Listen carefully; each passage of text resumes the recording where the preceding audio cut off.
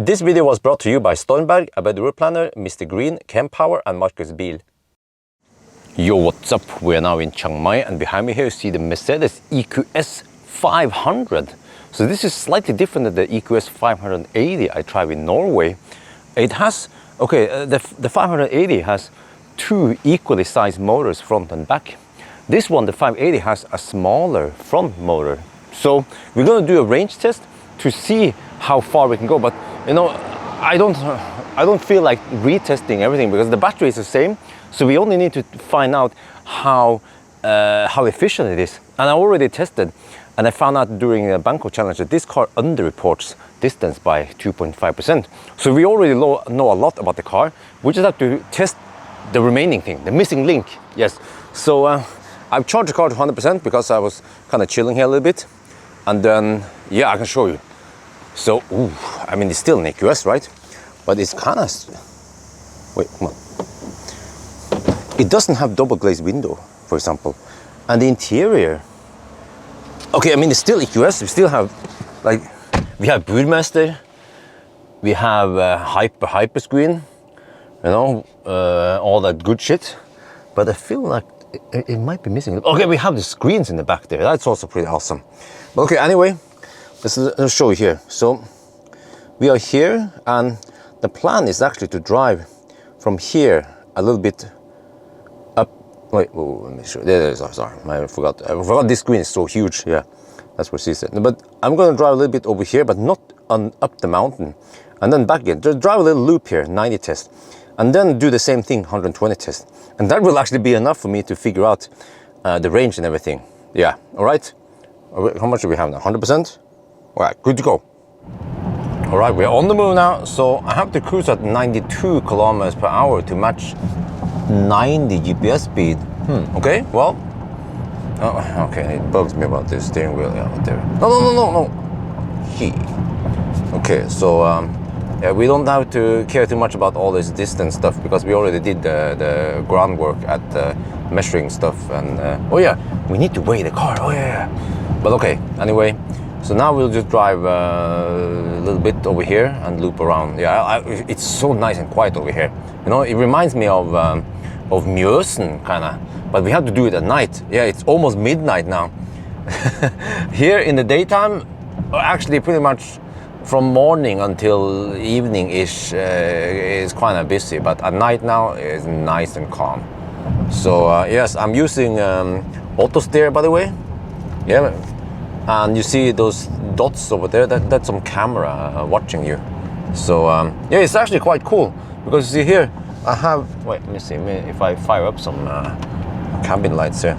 You see here, I have some buttons here for adjusting mirror. So if I look at that mirror and I adjust it, it will adjust that one. And if I look at that mirror, it's kind of blocked by the camera, then it will adjust that one. That's pretty smart. I wish Tesla would do it also, because Tesla also has a camera, but maybe it's not optimized for it. So, by the way, I have turned off some of the ambient light here because it gets a little bit annoying at night to have the light strip here. So, yeah, and then we have the hyper screen here, as you guys know it. But there is one difference here, which is that here you see there's a PM 2.5 meter, and if you click here, this one seems to be special for maybe for Asian versions. Because wow, 91 PM2, wow, it's quite high outside. Hey, shit.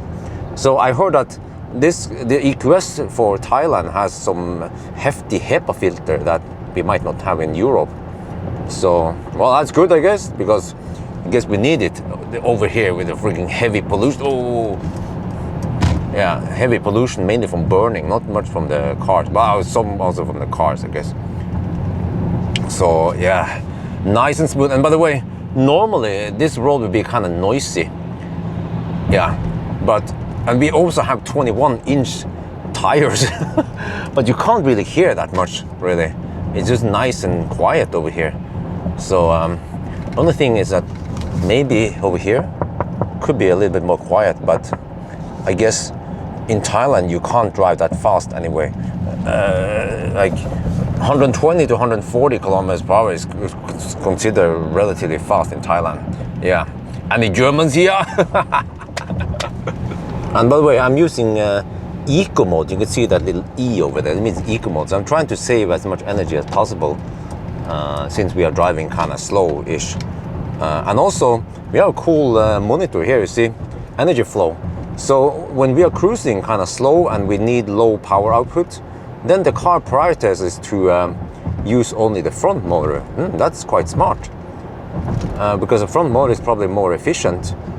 And then over here in the vehicle, you can see lots of cool info. Okay, it says mode eco. Okay, there's a kind of damper information, and also, yeah, it has 4.5 degrees rear wheel steering.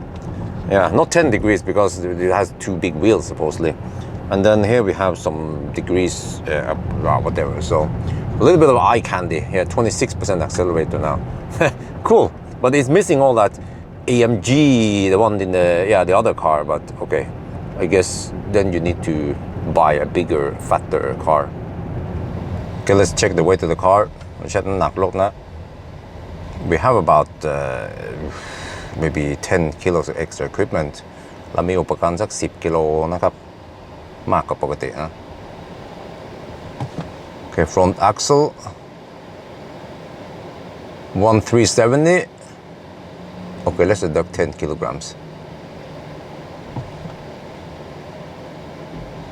2720. Okay, wow, that is better than EQS 580.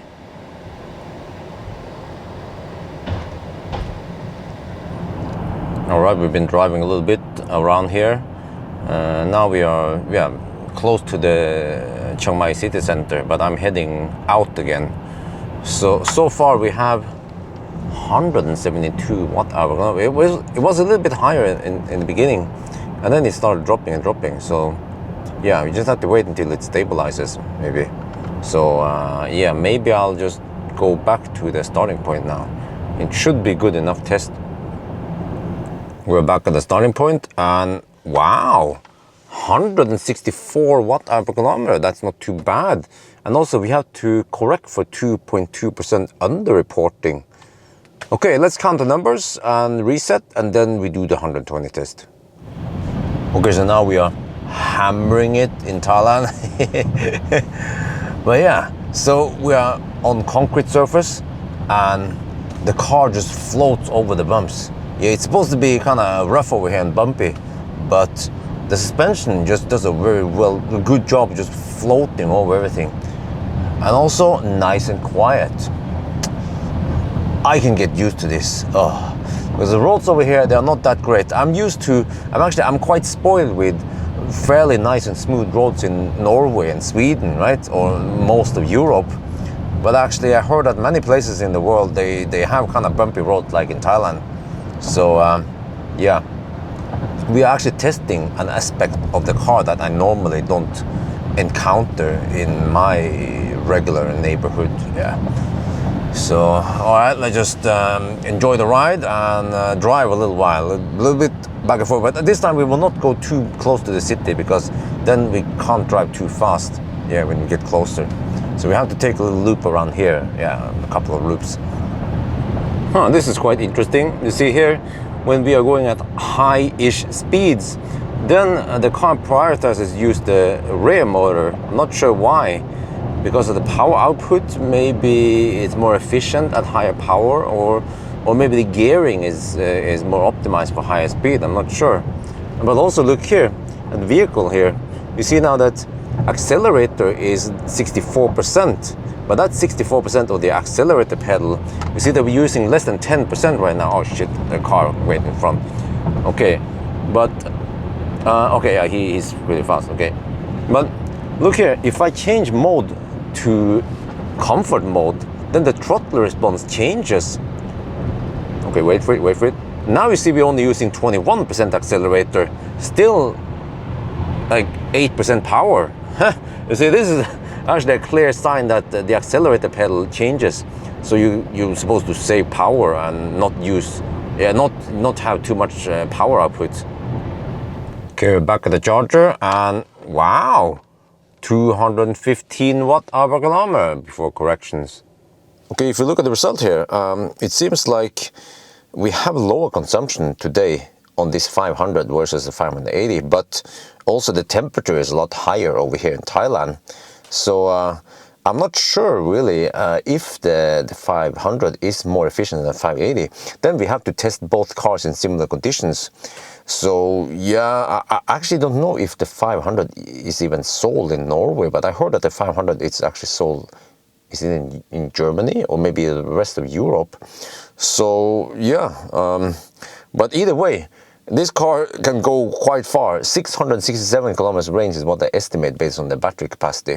So that is very close to the, well, I think they use NEDC here in Thailand. It's claimed to have a little bit over 700 kilometers of range in Thailand. So yeah, I guess if we drive a little bit slower or if it's warmer outside, then it seems like it actually helps, yeah. So yeah. Maybe I'll test the 500. No, actually, no, whatever. I think actually I've tested enough EQS. So I just wanted to test it in Thailand since it's available here as one of the few German cars actually. Well, fun fact, the EQS over here in Thailand is assembled here. So then they can bypass lots of the import tax, whereas other cars that they have to import the complete car from Germany is going to be quite expensive because of quite hefty import tax. We're talking about almost 2 times the price. Yeah. All right, anyway, I think that's going to be it for now. I hope you guys enjoyed this video. As always, thank you for watching and talk to you later.